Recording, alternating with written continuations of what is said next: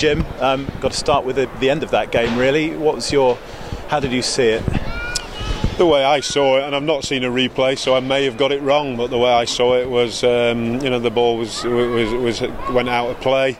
It was our line out. Their physio had over the ball. Ben Foden finally got it back, still with time on the clock, and then Mr. Barnes decided that the game was over. Have you ever seen an end to a game like that? In terms of the Saints pack were huddled up ready for the line out, then all of a sudden game's finished.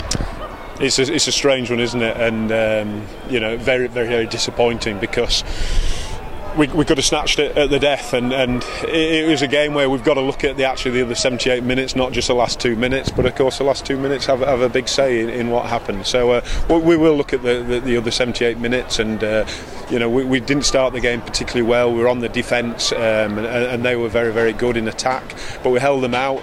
End of the first half, we're coming back into the game, scored a good try from our maul, and then second half, we did some good attacking stuff, but conceded some silly penalties, and that let us down.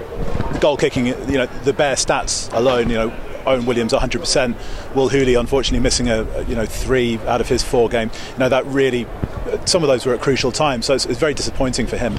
Yeah, very disappointing, and I'm sure his head will be down, but he needs to keep his head up, because he's a good player. It's only his second Premiership start. He's got a big, bright future ahead of him. Defensively he was magnificent. Did some good attacking play as well. So he'll be disappointed with the kicks, but that's pressure. It's caused with the occasion, and hopefully he'll come back stronger. His defence was something that was picked out by the BT commentators, in particular. Certainly 100% success rate against some straight trucking Tigers forwards, especially. Yeah, that's right. He's only young, and he's not particularly massive, but he will get stronger. But he tackles magnificently. He's very, very brave, and he's disappointed. I'm disappointed for him, really. But as I say, he'll come back, and he'll be a good player. This season you've beaten Saracens, Quins, Bath, all the other teams in the top 6. What is it about Leicester? Well, we just don't seem to be able to get the edge, over them over these last few games, and they've all been close, all been tight.